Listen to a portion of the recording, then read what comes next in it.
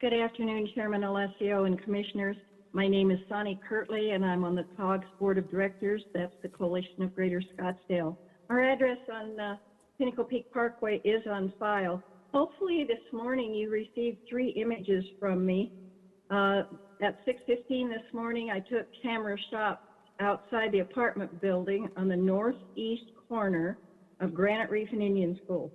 One picture was of the usual 8 apartment cars that are parked in the former city bus stop on Granite Reef, which is a public street. Another image shows their apartment gated parking lot fully parked inside their complex. Now, the residential area on the western side of Granite Reef had a serious problem with the apartment cars parking in their residential area, and the city helped them by posting permit required area 2, which has worked. Well, it worked for them, but right now, and this morning, in fact, I received a complaint from a residential owner on the north side of the apartment that cars are now parking on their residential street. So obviously the current code is greatly underparked for this particular complex, and as well as, of course, the Carter on Scottsdale Road, where they use the egg parking lot after they close. So in real simple summary, TOGS fully supports the local business owner's recommendations. You've got to increase the parking requirements to include separate hotel park, employee parking, and to increase the per apartment condo complex bedroom units and guests. Commissioner Scarborough. Thank you, Chair Alessio. I guess first off, I'd like to say that we did receive the photos from Mrs. Kirtley, so we've all reviewed those photos, so I want to thank her for providing them.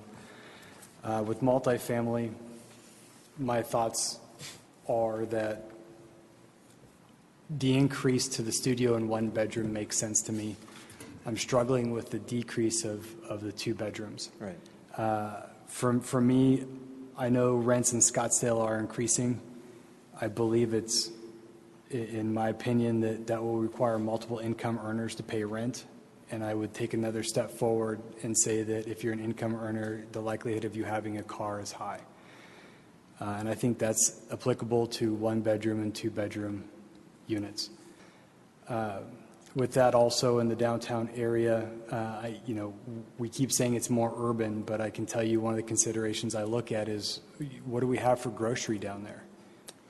So we don't have the facilities to incentivize removing a car from the situation at this point. I want to say you have a Sprouts at Callenbach and Miller, and the next closest true grocery store would be in Albertsons at Thomas and Scottsdale. I don't know many people who are eating out every night or having their food delivered to them on a constant basis. So I'm not understanding the reduction of needing a car and thus parking for those spaces. So at this point, I'm liking very much that A and B are going up, or the studio and 1 bedrooms, and that C, the 2 bedrooms, I struggle with it dropping to 1.7. Guest parking, these photos from Mrs. Kirtley are very evidential that guest parking is an issue. I don't know what the right ratio is. Again, to other commissioners saying that we need a study, I would agree with that the study that's forthcoming or will be done in the future should contemplate this as part of its scope of what is an appropriate ratio. Could it be 1-4, 1-6, 1-8? I don't know. But I do know that guest parking is a problem, and there needs to be a consideration here.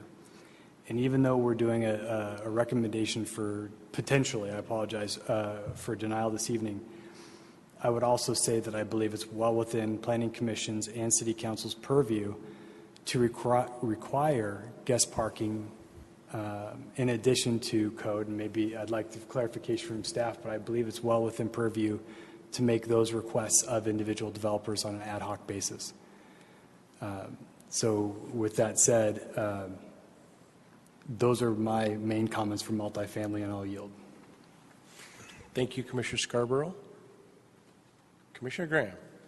Well, very good. Thank you, Chair Alessio. I suppose we're going clockwise here.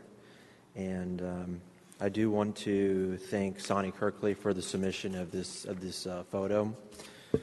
Commissioner Scarborough discussed it. This is, I can't remember the name of the unit. I think the name has changed a couple times or so, but it's at the northeast corner of Granite Reef and Indian School.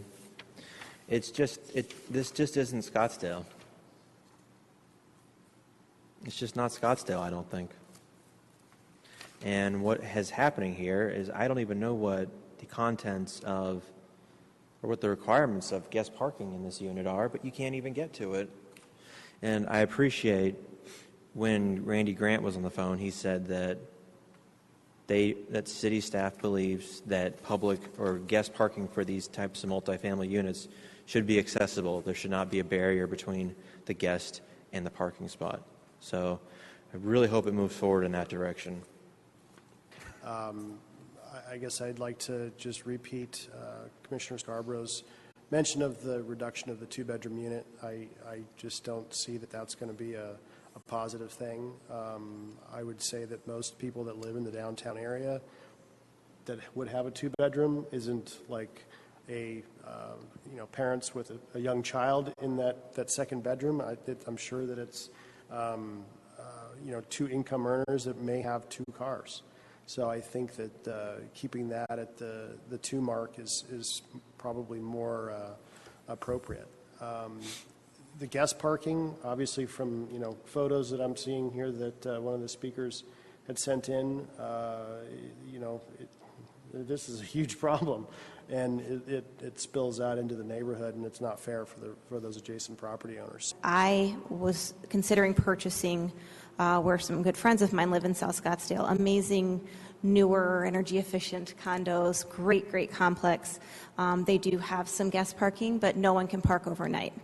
And there's no other place to park. There's not even a safe parking lot for miles. There's nowhere to park. And if I want to have a guest, or anybody wants to have a guest that comes in from out of town, and my whole family's out of town, they wouldn't be able to park anywhere. And that's something to keep in mind. Again, I'm talking through my question, but I don't know who determines that overnight part. So yeah, they could park there during the day, but heaven forbid would they want to stay for a day or two, because you can't.